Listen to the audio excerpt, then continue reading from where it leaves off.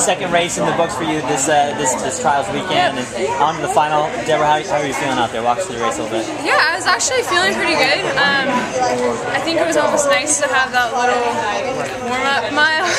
You know, pretty chill, just because after the 10K my legs were a little sore, so it was nice to kind of like ease into it. But I mean, I kind of just learned from the last 10K that's really easy for me to get lost in a sea of people and kind of give up and be like, you know what, this is just for a fun race and all that. So I kind of just decided at the beginning of this race that I was gonna, you know, just give it my all, and which is something I kind of feel like I didn't do in the 10K.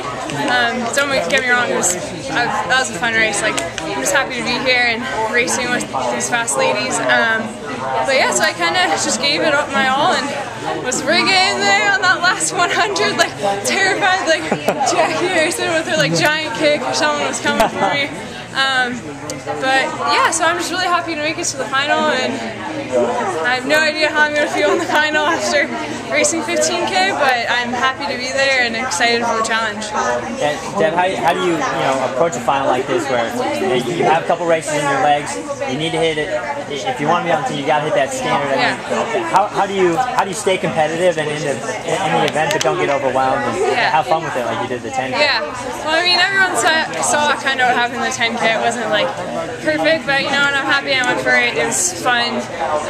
But as far as the 5K, I'm really not even thinking about the standard.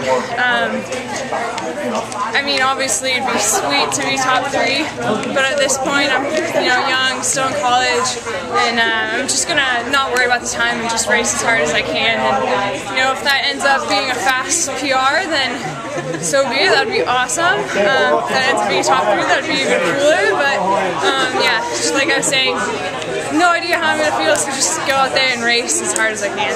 Sounds like you were kind of dealing with some injuries going into the outdoor season, and maybe kind of talk about that journey and being able to hold it together, finally get some good training in going into the trials, and yeah, just kind of recapping and holding it together all year. Yeah. So yeah, it was after indoor national, or actually right a few days before indoor nationals, my hip started hurting pretty badly, and it actually was hurting worse like walking than running, which was a good thing because I had to race in a few days. But you know, my trainer and coaches were freaking out a little bit, but got into the races at indoor NCAAs, and the hip ended up feeling okay. Like, I think all the adrenaline kind of took care of it, but after that,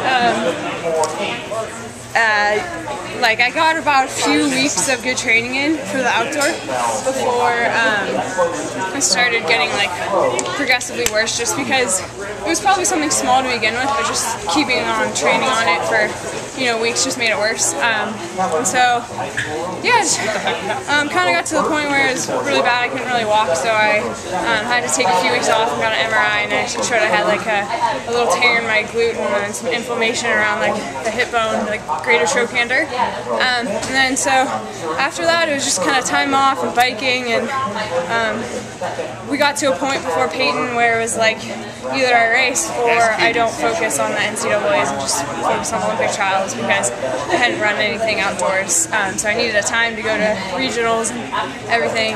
So I ran that 10K at Peyton, which messed me up pretty bad, so I had to take some more time off. Didn't run conference, and then my first race was regionals, and it was still kind of hurting, but I saw an awesome specialist in Austin.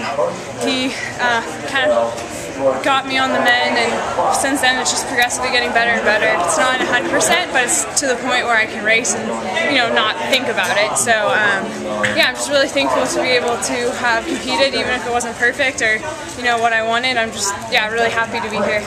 How much other than relaxing the legs and trying to get those healthy, you know, yeah, how do you stay relaxed being in Eugene for so long? And yeah, you know, what's going on in the next couple days? It's been awesome, because I've had, as you guys might know, your favorite flow track intern, Taylor Dutch. She surprised me and flew out here, and she's been staying with me. And also, big shout out to my family. They rented out a house. I've been able to go over there, jump on the trampoline a little bit. You know, you said you were like doing backflips and stuff. I hear that's good for the recovery of the muscles. But yeah, they've just been awesome in helping me keep my mind off track in my races and just relax and have a great time and go over there and have some home-cooked meals. And yeah, I'm just really thankful that they're here. And yeah, I have a few other friends, so it's been good. Well, congrats so far. It's been a